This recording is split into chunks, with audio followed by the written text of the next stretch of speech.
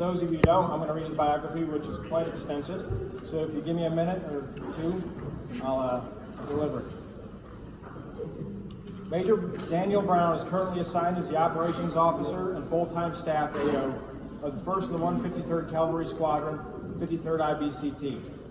As the Operations Officer and FTS OIC, Major Brown is a Principal Staff Officer for all matters concerning training, operations, plans, force development, and modernization.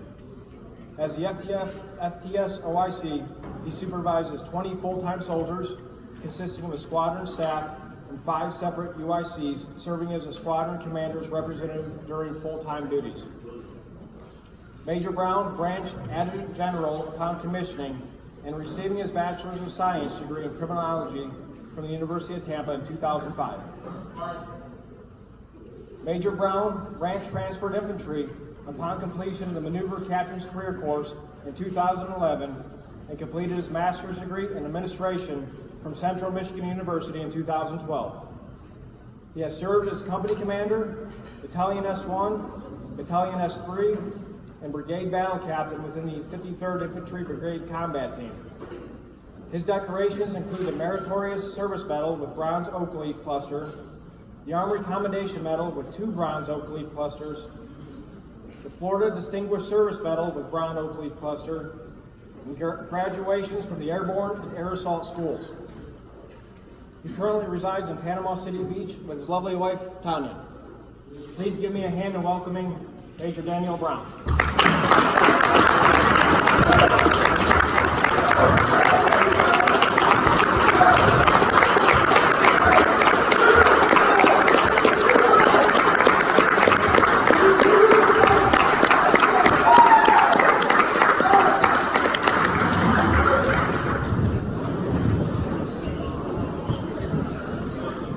What's going on, Regulators?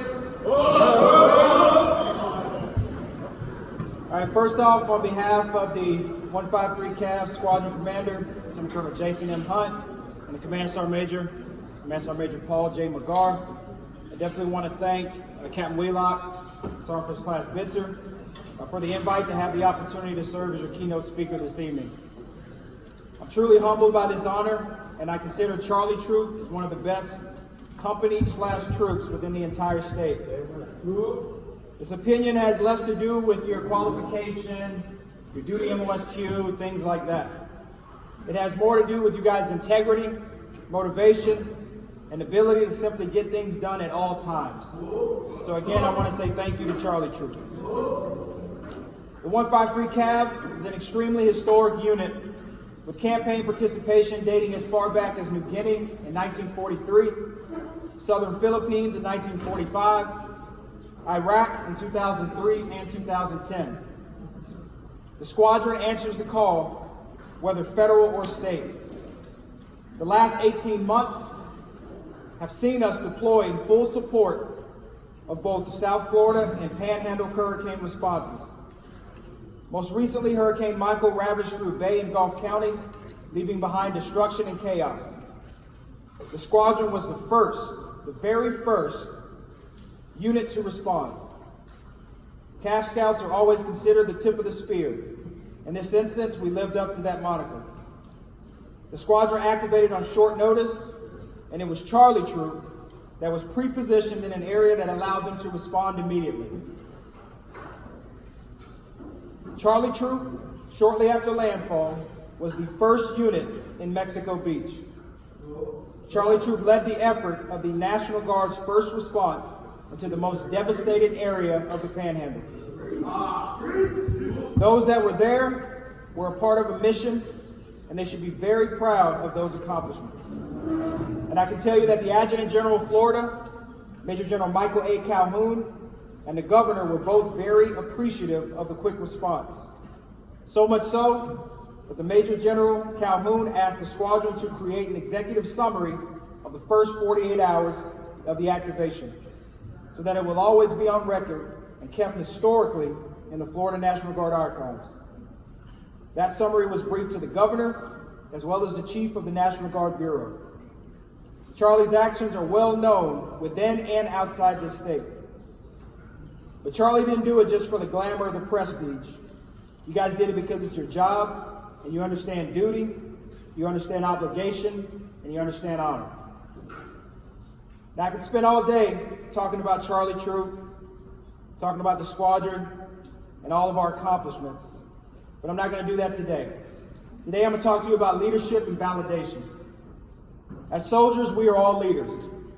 Your rank and what you wear on your chest doesn't solely define you as a leader. What defines you as a leader is the way you carry yourself, your actions, and taking care of those under your care and supervision. After all, what you wear on your chest is simply a piece of cloth. People always say that leaders lead from the front, which is accurate. But what does it truly mean to lead from the front? If I only expect those that are NCOs or officers to lead from the front, then I am doing a disservice to those who don't hold those ranks, but carry themselves in that same manner. As soldiers, we are often leaders in our own homes. Our families look up to us. Now, I'm not trying to tell you to go home and try to pull the rank card. I can tell you I've tried that. When I get home at the apartment and I say, hey, I'm a major, you will respect my authority. The uniform comes off when you get home. But seriously, think about how we are looked at as soldiers when we're walking down the street. Think about how you're looked at when you're pumping gas at the gas station, or simply buying groceries on your way home from drill or from AT. Kids look at you in awe. Adults thank you for your service because they truly appreciate what you do and the sacrifices you make towards this great nation. How many times did you guys get thanked by an adult or a kid while you were on duty during Hurricane Michael? How many cups of coffee are given for free meals, or for free or meals paid by an anonymous stranger simply because you're donning the U.S. Army uniform? You are a leader in this nation. When you show up to the scene, citizens are looking for you to help and provide guidance. If you show up after this event to the scene of a car accident, they're going to be looking at you, whether you're a private first class, a staff sergeant, a second lieutenant, well, not a second lieutenant. It's all good. I used to be one. It's fine. Well, based on that, we have to continue to carry ourselves with the understanding that we represent something much bigger than ourselves. We represent the entire armed forces. When people see us, they have no idea what subsection of the armed forces we're in. They see a soldier, so we represent every soldier. And that is truly an honor. And I appreciate Charlie Troop for constantly carrying themselves with that type of discipline in mind. We are all leaders, regardless of wherever we go. Just remember, when you get home, don't try that. We also have to constantly validate. During annual training 2018, Charlie Troop was tasked to do a lot in a very short 2-week period. Charlie Troop conducted a sniper qualification. 60 soldiers completed reflexive fire. 60 soldiers trained on the AT-4, with 34 soldiers conducting the live fire. 13 soldiers completed combat lifesaver recertification. And Charlie Troop was the only unit in the squadron to successfully validate every section on screen, area, and zone reconnaissance. Now, you guys did dig up a pole at the range, and you are believed to have left some tire marks in front of range control, but we're not going to get into that. So Charlie was all over Camp Shelby, validating and validating. That was the focus of TY18, and it continues to be the focus every year. You all are the only unit that has to validate both as a scout while also attempting to stay true to your blue cord as infantrymen. But what about you personally? Are you validating as you continue to grow as a soldier and a person? The answer should always be yes. The operational tempo requires each one of you to give so much to the organization. You sacrifice time away from work, and more importantly, time away from your families. Time that cannot be regained. You give of your strength, and it eventually takes a toll on each one of you. So it is important that we validate ourselves individually so we can continue to be there for our families as well as better the organization. And when I say validating, what I'm talking about is continuing to learn, continuing to mature. At no point in your life should you ever settle. We just took the APFT last week. No one should have settled with, what is my minimum that I have to do to pass? Imagine having that type of mindset in life. What is the minimum I have to do to just get by? What is the minimum amount of money that I have to make just to survive? We should want the best, and we should always want it for ourselves as well as our families in all aspects. Each year we should have goals of improving. We gradually try to improve our units, starting from individual training, to section, to platoon, and then to troop, progressing each year. We should do the same personally. We should always be looking for ways to continue to learn. One of the things I appreciate about the Army in the last 10 years has been their focus on resiliency. The resilience courses that are taught are things that aid us in more than just our military careers, but they make us better people, husbands and wives, fathers and mothers, and citizens of this great state. Training about hunting the good stuff, recognizing how to manage your energy. All that stuff seems like soft courses, things that kind of get in the way of real training, but they are very key to improving. So make it a point to be better this training year, TY19, than you were in TY18. It can be anything from reading a book to setting goals that will improve your PT score next year. It can be geared towards your family. Maybe training year 2019 sees you enrolling into college or some type of vocational course. Maybe you make it a point, like me, to decide to put away your phone after a certain time period, so you can focus and connect instead of with people around the world to those that matter most, your families right next to you. But don't do it simply for the organization. Do it for yourself. Now, before I get into closing, I want to bring up a couple soldiers. First, Sergeant First Class Whitlock and Sergeant Hart.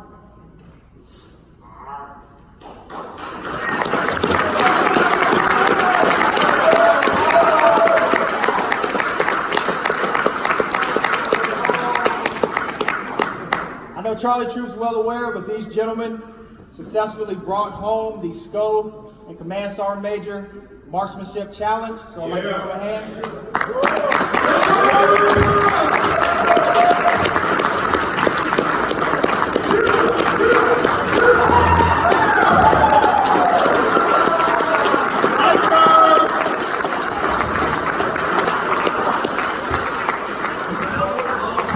All right, returning seat.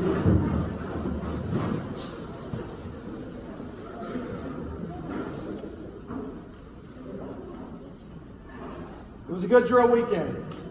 It was a muted 10. It's a long drill weekend. That's a mini AT. Charlie Troop had a very, very good drill weekend. You got through APFT, got your individual weapons qual done, a little bit of crew serve weapons qualification. You took home the SCO and the Command Sergeant Major award. It's a very good drill weekend. Now, from what I understand, you also had a couple gentlemen that competed in the NCO and the Soldier of the Year Award. Sergeant Cox, is he here? Go get him. Hurry up! PFC Deweese. Is that his name?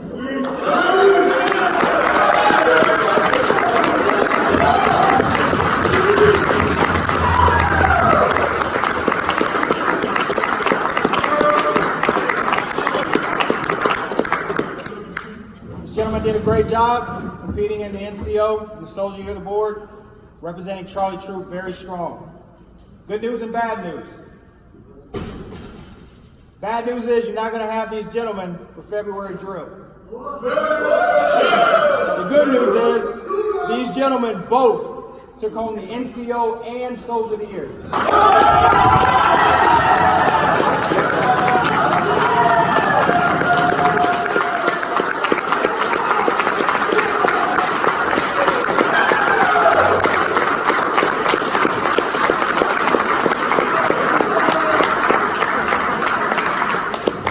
All right,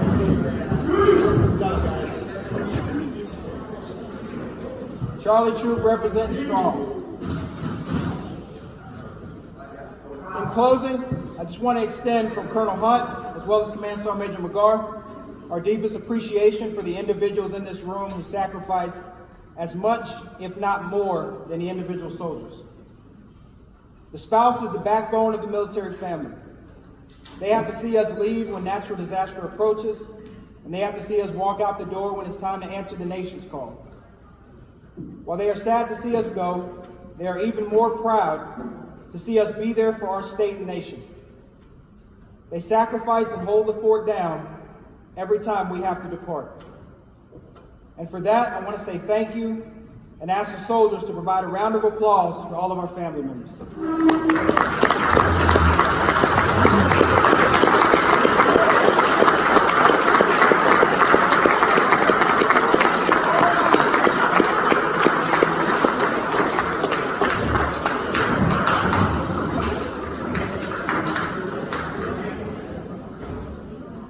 Again, I would like to thank Captain Wheelock and Sergeant First Class Bitzer for the opportunity to speak to the regulators. Scouts out, from the front, Army strong.